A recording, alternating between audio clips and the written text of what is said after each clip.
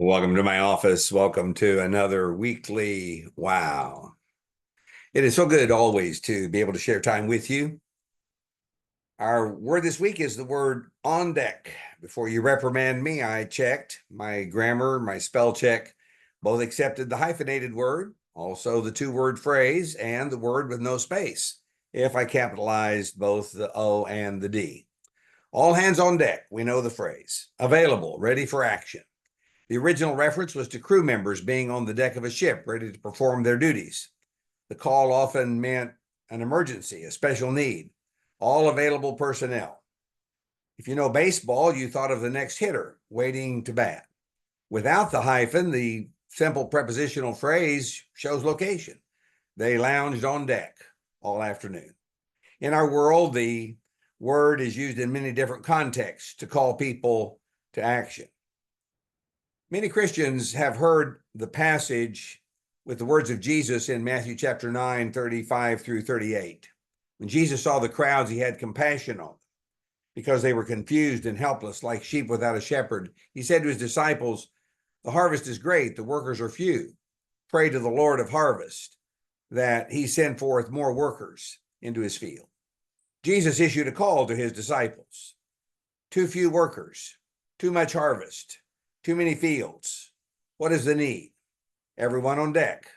More harvest workers. More people ready for action. More people ready to help with the task at hand. An urgent need.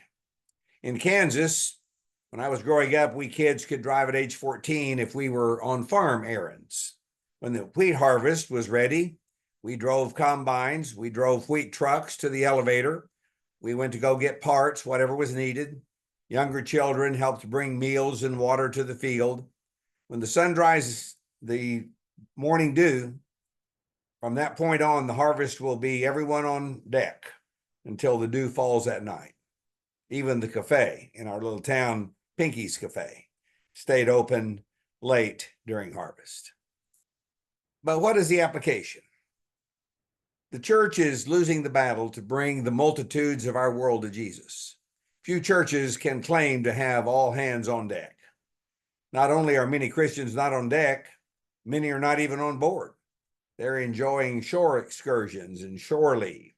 We live in a world of confusion, helplessness, the exact situation reflected in our text, surrounded by some of the least churched, least Christian generations in the history of our world since Christ.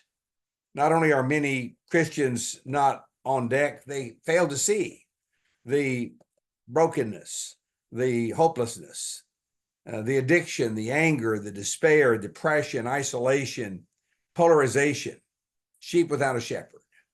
When the harvest is greatest, the church needs an all hands on deck call.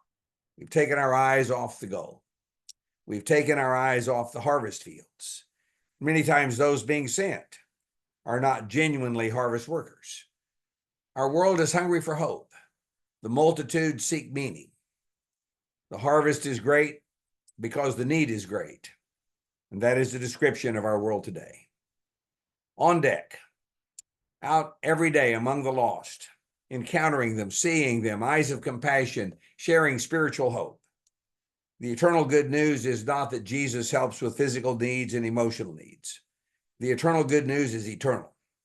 The harvest requires all hands on deck, from the youngest to the oldest. So our word, on deck, available, ready for action, and urgent need. Will you answer Jesus' call? Not the call to go to the harvest, the call to pray. Are you on deck? Will you pray for the harvest, for more harvest workers? Too often in our public assemblies, we fail to pray for the harvest. What would happen if every Christian was on deck in prayer? I suggest to you that only God knows. Let's pray about it this week. Remember, I love you. God loves you. That's the way it's going to be. May we be those who are on deck. At least we can answer the call of our Lord to be people in prayer, praying about the harvest, praying for harvest workers. Until next week, God bless.